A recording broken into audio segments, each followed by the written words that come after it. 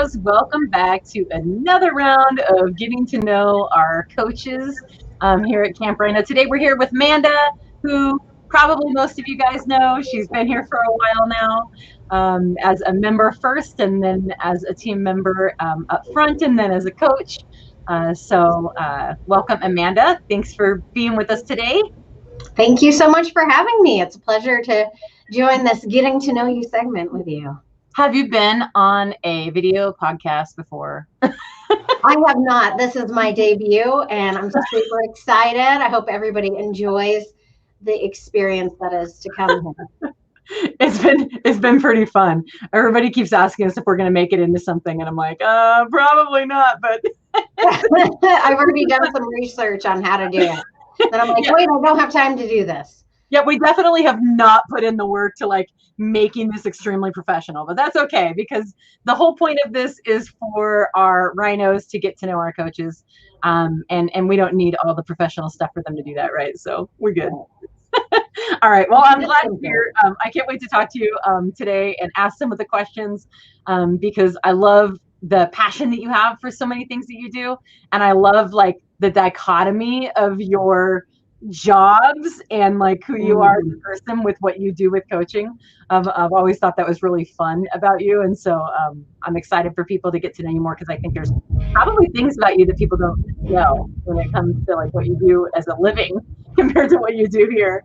So let's talk. Okay, so the first thing I want to ask you is tell us just a little bit about yourself, who you are, kind of what makes you you outside of coaching, the little CNN version, kind of 1 to 2 minute version of basic information about who you are. Absolutely. So I'm Amanda Miser. I've been a personal trainer since 2019. And I've been with Wells Fargo for 10 years. My day job is I'm an analytic consultant. So I play with SQL queries all day and data and make your head explode kind of stuff. But I'm very thankful for that job. It pays the bills and gives me a lot of freedom. I work from home. My husband is also working from home doing cell phone repair. And my dog works from home. Her job is just to lick plates. So if I'm eating during the workday, she's licking the plate. That's her job. I'm originally from Maine. So I'm a wicked good Mainer.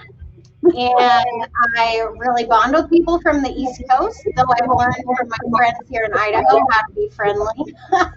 Because if you talk to an East Coaster, it's a little close talk. A little different. Yeah, so I've been in Idaho for about 4 years now. Before that, I was in Portland, Oregon. And I'm really glad I found Camp Rhino, but I wish I found it like 5 years sooner than I did. Basically when you opened. I find it super surprising knowing you, hearing you say that you had to like learn how to be friendly. That is not at all like there's no way I would ever expect that to be true for you. Yeah, you're like very like walk into work, go straight to my desk, get everything done, leave. Yeah, it took me a while to figure out how to be like, oh, hello, what's up? I love that. And now you work part-time in coaching and you're working in a field where it's like all about relationships. So yeah, and that's my favorite part. Mm-hmm. It's funny how something that maybe you weren't the best at when you were younger, as you get older, it develops into what might be one of the more valuable parts of your personality. Like I just absolutely thrive off getting to know people. I loved working at the front desk because I got to meet everybody. It was like a Labrador retriever, like, hi, what's your name? So happy to see you. I love that. You also did really great videos when you were up at the front desk that were always super funny. Every time I would see you pop up on video, like once a week, you would have that one night shift where you would always do your videos for the week. And I always loved seeing you pop up on there because you were always hilarious and just really like natural at it. I appreciate the positive comments. I'm an achiever personality, so that means I tend to take criticism more hardly, and I really thrive off the positive feedback. So anytime anyone would be like, "You're funny on those videos," I'm like, "Yes, yes." Just don't tell me I'm not funny, because then my little heart will just be like, oh. Oh, it'll stick, huh? Yeah. And I do have a background in radio. My first job as an adult was a radio DJ. I was doing programming, like setting up, the playlist, and then DJing and going to events. And so I do have a history of, speaking. That's amazing. I don't think I ever knew that. Really? Yes, I don't think I ever knew that you like DJ'd and been in programs. That's so cool. Yeah. Some of you Boise people may have heard me. Effect Radio, Amanda in the Afternoon. I was on from, let's see, what year did I start? Like 2006 to probably 2010. Yeah, would come up here, do concerts at churches, and have the little table with flyers and like sign autographs. And I think I signed 2 autographs. I am getting your autograph before you leave today. We have somebody famous in the building, and I never even knew it. That's so cool. You're going to have to give us a little DJ voice. Can you do that? Oh, anytime. Give me something. Give us something right now. You're listening to Effect Radio, and this is Amanda in the Afternoon. Coming up, we have Nevertheless and Switchfoot. And that's all I can think of, because there's no playlist in front of me. You'll need to do like an entire class one of these days in DJ voice. Well, when I tried doing, when I was teaching TRX in boot camp, I tried kind of doing like the flight attendant intro, because I thought that'd be really funny, especially like with TRX, like, make sure your straps are fully, I don't know. I didn't practice it enough. I didn't really get the laughs that I wanted. Oh, well. So no comedy act going on the road anytime soon, huh? I guess not. I'll probably have to stick with the analyst thing and the personal training thing, because that seems like it's working. Well, the good news is, you're great at both of those, right? So that's the good news. You already know you excel at both of those. All right. Let's talk about, you mentioned being able to like do something that you didn't feel like you grew up doing well, and that you kind of learned how to do that. I want to bring up your story to that, because your story of how you came into fitness in general is actually really cool. And it's something that I think a lot of people will relate to, but I don't know if a lot of people know. So talk to us about what brought you, why are you in the fitness world right now? I'm not talking about why are you coaching, but what brought you to fitness in general? Yeah, absolutely. So I was a mediocre athlete. I wouldn't even say an athlete. So I grew up in a really small town in Maine, 2,000 people. So my class in middle school was like 25 people in my 8th grade class. So if you wanted to have friends and not be all alone after school, you had to play sports, because all the other girls were playing sports. So I played sports by default, and my goal was to be better than my sister, which wasn't a very lofty goal. We're not, my maiden name is Bragg. The Braggs aren't like athletes. We just barely scraped by. But I beat her. So I achieved my Type A. There's that Type A personality. Right. I got the trophy. Even if it's a low standard, I've got to, get that mark. So I grew up kind of just playing casual sports with not a lot of competition. I wasn't the girl on the traveling team, or like I wasn't scoring all the goals. I was just kind of like there participating. And it came to light that I was like pretty decent at sprinting. So when I got into high school, I was like, oh, I could do less work and be on a team by sprinting, because in a track meet, if you know how long those are, like 6 hours, you'd only spend a couple minutes of work if you're a sprinter. Oh dear. Yes. So this is the kind of attitude I had. Like, fitness was just to keep me from being lonely as a high schooler. And then as I got older, I found other ways to not be lonely. So, just go hang out with people, those kind of things. And I started to feel a little bit gross from not doing much physical activity, especially once I got out of college. And I had different people through the years who were running. And so I was like, oh, maybe I could run with you.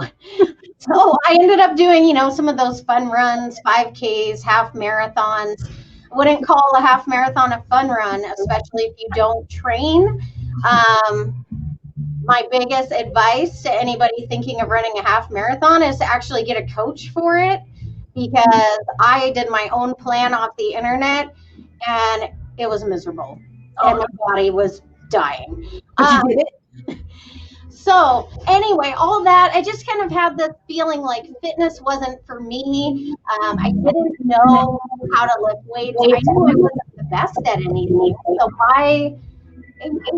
So like CrossFit would be way too scary for sure. If I went into a gym with just weights, I would definitely hurt myself. I knew it. So all I did was run on the treadmill, run outside, and then hope all my pants would still fit. But then my husband said, like there's this thing called dance fitness that some people do, and I always see you dancing in the kitchen. And I was like, oh, okay, that could be fun, but I'll only do it if I can do it for free.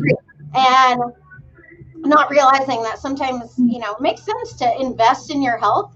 But I'm notoriously cheap. So I'm like, I'll find the free dance fitness. I found one. I started going to it. I liked it because I could make friends there. And I was realizing, like, I don't have to be the best at this. I don't have to be the most coordinated, but I could sweat for an hour and I could, like, say hi to people. So that was good. And I got more coordinated over time. And eventually I found another free fitness class. And then I got certified to teach that fitness format.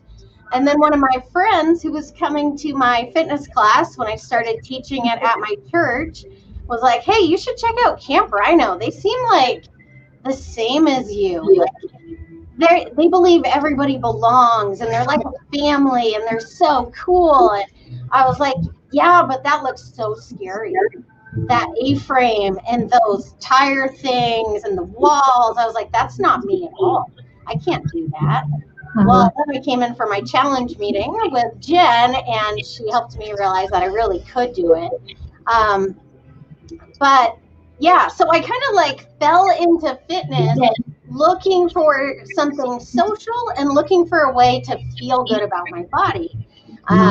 And then because I am a type A and I want to know information, once I got teaching people dance fitness, I thought this isn't good enough. I have to know what I'm talking about. And then once I learned what I was talking about, I'm like, I have to share this. I have to share it more than teaching dance fitness, because I didn't want other people to have that feeling like I did, that they don't belong, they don't know what to do, they're not the best, so they shouldn't even try, those kind of things. So I was really super excited to find Camp Rhino and to see coaches who were coaching me right where I was at and not trying to make me fit into some other vision that I wasn't. And my heart just exploded on fire, and I did a mad dash to the finish line to get that personal trainer certification. This year I started training personal training clients and teaching a lot more group fitness in 2020. And it just became really clear, I belong here. I don't have to be the very top, but I can give the best that I have, and I can be a great trainer right with where I'm at, with who I serve. So, yeah, that's a little synopsis of how I fell into this, and I plan on staying with it because I am so excited to see people's progress and to help them on their journeys. It's addictive. I'm absolutely thrilled. Well, and it's completely different than what you do all day long, right? Like just so different than what you do. So you're doing this on a computer all day and using your brain and doing all this analytical stuff, right? All of these things, and then you come here and do something completely different and give to others. And you have such a passion about other people. One of the things that I've always loved about you when we have conversations is that you're very deeply invested in like your relationships with your clients, with our members in general. whether or not they're a PT client or not, whatever, it doesn't matter for you. Like you're so invested in our members, and they'll tell a story and you get very excited, with their goal. Like you were telling a story the other night at the meeting, and you were like practically jumping out of your seat, talking about like things that your client achieved. Yeah. Right? And I love coaches that are like that just get like just as excited or maybe more excited about achievements that their members get, than maybe they do, and it's just, I think the best coaches, they create great relationships, and yet people want results, like 100%, they want results, but they also want to like their coach, they want to feel like the coach is invested in them, and believe that this person that they're paying to help them, like, actually cares, if they reach the goal or not, and you do so deeply, and I love that. So and I think that's part of like how I can be the best I can be for my clients is really paying attention to what they're telling me, and then celebrating their goals and remembering where they came from, because oftentimes my clients and my group fitness friends, they forget where they came from, and I just have so much fun reminding them, and then kind of seeing their face when they're like, you're right. It's the best. And I really believe that everybody has a tremendous amount of value, and you see that kind of pour off me as like, I truly want to know people's names, and if I get their name wrong, it bothers me. I want to know their dog's name and what color their water bottle is and what their favorite Mexican food place is. Because it matters to me. Like, these are real individuals who come into this gym, and it's so special that we have a culture where, like, you really do matter walking in the store. And it's important to me that we maintain that, whether I'm standing next to someone in CrossFit or I'm standing in front of the class as the coach. Yeah. And that is the bottom line. One of the foundational things, that beliefs that this gym was built on, right? It was just knowing our people, knowing their names, knowing who they are, where they come from, who their family is, like you said, who their dogs are. And, I love that you named the water bottle thing, like you say what color their water bottle is, and it sounds silly, but it's so true, because something will be left here, and one of the coaches will be like, oh, that belongs to so-and-so. Give them for sure. You guys literally know whose water bottle it is. And I mean, that's serious paying attention. And quite honestly, there's a lot of gyms out there doing really, really well in those ways, right? But they're few and far between in a lot of ways. To be able to pay that much attention to what people are doing, it takes very special places that really put a lot of time and effort in that. It takes special coaches that care about that, and like I said, you're one of those that, like, you absolutely care so deeply about your client and what they're getting out of it. I love it. And it's authentic. It's not you saying, okay, I need people to feel like I care, so I'm going to do this and this. You know what I mean? It's not like a type of thing. It's not a checklist. You're not making a checklist like, okay, 1, say their name, 2, do this, so that they feel like I care. They just know you care because it's authentic. And that's something, when we've hired people, that's something I've always looked for in people is authentic, like really true passion for people, and not just like, I'm very passionate about people, and these are the checklist of reasons of things I do. Like, no, just like getting somebody whose eyes light up when they talk about, their members and what they've achieved and things like that. You can tell very quickly. And yours is just so genuine and authentic. So I love it. Yeah, and I think you have to have that passion to be a really good personal trainer, because it requires a lot of studying. So every client I have, yes, I have a personal trainer certification, but every client is different. So I'm cracking open books, I'm listening to podcasts, researching, looking at studies sometimes, like peer-reviewed documents on the internet that are kind of intense. They're super fun. To try to, because each person's fitness really matters, and I want to make sure that where they are now, we work appropriately to where they want to go. And even if I am the smartest person in the world, I'm never going to remember everything. So part of that caring goes right into when you're sitting down to study, you're not just studying to study, you're studying because that client needs to be able to reach overhead better, or that client has bad posture, or that client had a hip replacement and you want to know, okay, what do I need to be careful of? What can we work on? Well, and it's coaches like you that will spend that time. Like the best coaches will put in that time. They say that, like, statistically speaking, that the best coaches for personal training, if you're spending an hour with the client, you're spending half of that time outside of that hour studying and programming and planning. I So believe that fully. if you're with a client 3 days a week for an hour at a time, you're probably studying and programming an hour and a half a week for that same person. And I think there's a lot of time put into coaching, poured into the best coaching, that people don't realize is there. But you come in and you've got like printouts up at the front desk that you need to, print out little pictures of, homework that you're sending home with your people and like all the fun things. I love it. Yeah. Yeah, absolutely. And I keep copious notes on spreadsheets so that I have evidence when they say, I'm like, no, you can do this because I know. Even on our business spreadsheets, I notice when I come over to your page, there's like little notes of different things that you've done. And I'm like, yes, I love it. I think the same way, right? I'm not analytical like you are in that sense, but I'm the same when it comes to like taking copious notes and, documenting things. And, we're the same in that way, and like planners and organization and stuff. And so whenever I see that, I get a little, excited. I'm like, yeah, I love that. It's a little bonding moment for us. It is. Only just you don't even know what's happening, but it's there. I bond with you at least 3 times a week. You just don't know it. Okay. Now, so why did you, I think we kind of covered a little bit of this, but we didn't get it like straight to the point. Why did you decide to become a coach at the end of all of that, like story of everything that you had gone through? What was your biggest reason? You kind of mentioned it a little bit, but I want to kind of dive into it a little bit more. Yeah. Like becoming an actual coach. Yeah. I'll give you like my mission statement, why I'm passionate about being a coach.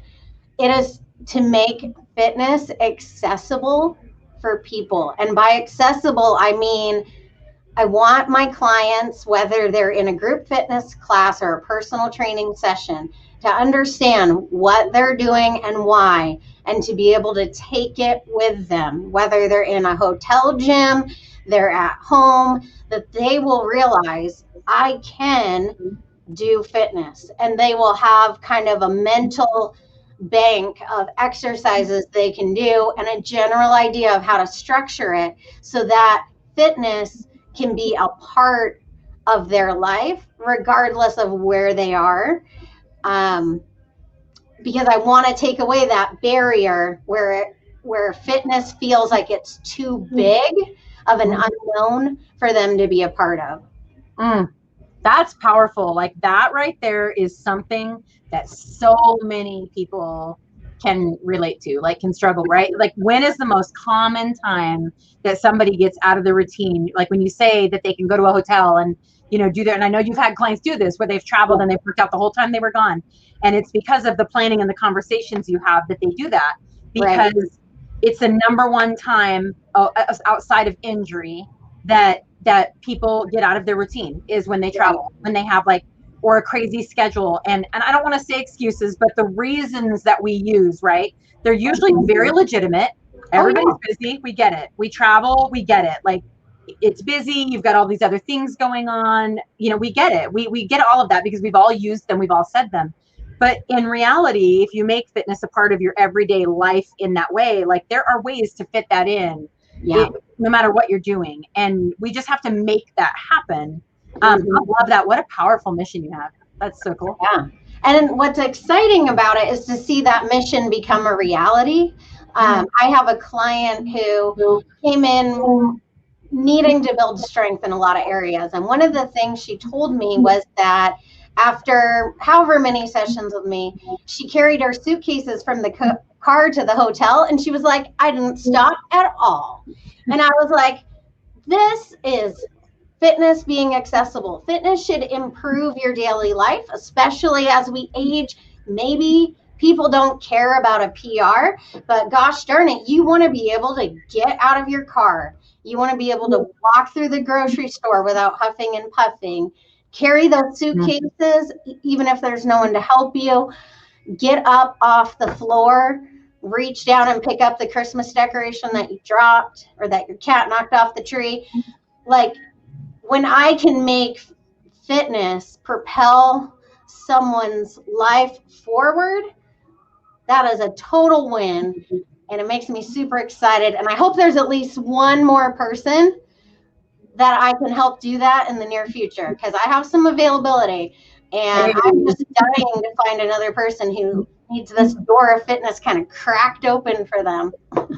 I love it. I love it. Well, we're going to love the traction, like put that out there. Somebody will see this and be like, yes, I want to work with her. Let's do it. We're going to love traction that start manifesting this person to come in the door and work with you. I'll keep my eyes out too, now that we know that that you're looking for this. I'm reeling them in. Right. Oh, wait, I probably said I wasn't going to dance on this podcast. I don't see anything wrong with you dancing on this podcast. We said no singing, I think. Oh, you're right. You're right. Yeah, I was like, we don't want to sing because people may turn it off. Let's not do that.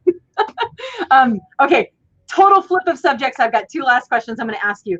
Are you afraid of anything? What's your biggest fear in life? Everything. I mean, that could take a while. No. So fitness-wise, I mean, like, fitness-wise, I need to have a session with Melissa and have her make me go upside down. I am terrified of the handstand, 100%. Okay. In life, I'm terrified of being homeless, having no food, having no money, like just everything. The bottom drops out from under me. But over the weekend, we had a team meeting and we watched Elisa Nichols' video. Gonna bring her up. Oh my God, I love it. The evidence. You're going to talk about the evidence, aren't you?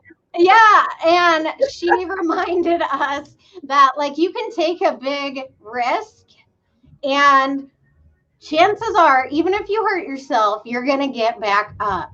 And like you were saying, the evidence, to look at the evidence of what has happened in the past and how you've succeeded. And one thing I haven't mentioned is I am a Christian and I believe wholeheartedly in God. So like my clients that I have right now, I know God brought them to me. They are just the perfect fit. And it is absolutely awesome. And I'm so thrilled to be a part of their life. Even being here at Camp Rhino, it's like, how did I even get here, right? This convoluted story where a friend told me and things, and I'm dancing, and I'm now studying to be a personal trainer, and then I am. And what am I rambling about? Oh, my faith and my fear, right? So if I ultimately have my fear in God, or my faith in God, then my fear, I mean, it's just me having baggage, you know. God's got it. It's going to be okay. Backpack and go forward with it, right? That's like, right. It's okay to have fear. Just put it in your backpack and take it with you. Like, that's don't let it stop you from going forward. Yeah. Yep. So when I'm gonna get on that handstand, I may just wear a small backpack and write fear of falling on my face. So carry it with you. And be like, okay, Melissa, I'm ready. I want to see you in a session with Melissa. Like, I think that could be a video. I think it should be, now that we know that that's something that is a great fear for you, right? Because that every time we step into our fear, it usually is a good thing, and it's usually going to cause growth, and you're usually going to feel better afterwards, even if it's not perfect, you know, the way it happens, or even if it isn't successful the first time. The more times you step into your fear, the easier it gets and the less scary that fear becomes, right? Absolutely. And I love helping my clients with that, whether it's personal training or group fitness. Those first 1 or 2 sessions are usually really scary. And I've had the pleasure of meeting some people who are walking in for the first or second time, and just being able to love on them and help them to not feel as weird, awkward.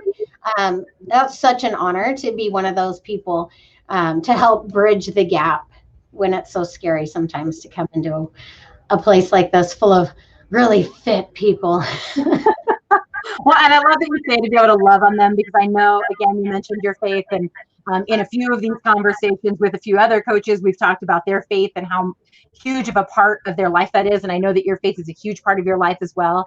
And in your faith, when you're called to love people, you know, and I'm imagining that working in your day job, in your real job, right? Your day job, in that job, it's probably harder to find experiences where you're able to like really express that very deeply because you're at a computer and you're analyzing, you're doing stuff like that, right? So it's really very hard to really fully express the love that you want for people. But here you get an opportunity to do that through helping them and through studying about them and learning better ways to help them, because ultimately the bottom line is we just want to be better humans. We want to help people that walk in our door be better humans, so that we can all ascend and be like amazing human beings for each other and love each other.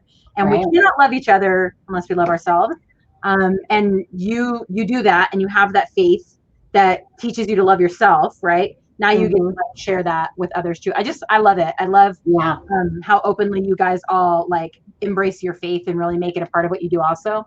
And thank you for the freedom into that. We didn't even go into that in this conversation deeply, but I know how important that is to you. So I respect it greatly. Thank you. I appreciate that. Yeah, it's so cool. Okay, last question.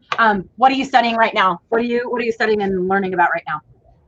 I was just very recently reviewing all the stuff about mobility. I'm really excited to attend Justin's class on Saturdays, his strength and mobility, because I know he really has some deep specialty in that area. So I'm excited to learn from him, but then I'm also reading on my own, and I will be practicing things on myself because I still would like to see my own ankle mobility improve. And the best way to do that is to try it on yourself first and then see if you can apply it to a client. And then I also love listening to the All About Fitness podcast. The guy who runs it is a fitness educator that he's been connected with ACE, which is who I'm certified through. And someone is knocking at the door.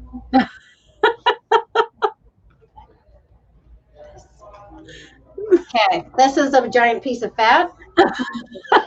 Dr. O needs it. So, when someone calls for fat, we have it covered. We have giant pieces of fat for you. If that's what you need, we've got it.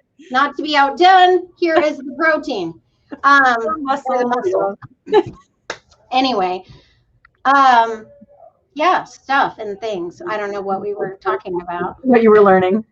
Oh, yeah. So mobility, I'm really taking a deep dive into mobility. And then in the All About Fitness podcast, I love it because he focuses on exercise as we age, which is really good because I've kind of latched onto that over 50 age group. And so I want to know how to incorporate, like how to communicate what fitness means to someone as they age, and how does fitness empower you to age well and to keep your mobility, keep your activities of daily living. So a lot of times I'll correlate the movement we're doing in a session to oftentimes a story of someone I've seen out in the world that's has limited mobility, and we talk about how this exercise can help you maintain mobility and strength as you continue to age.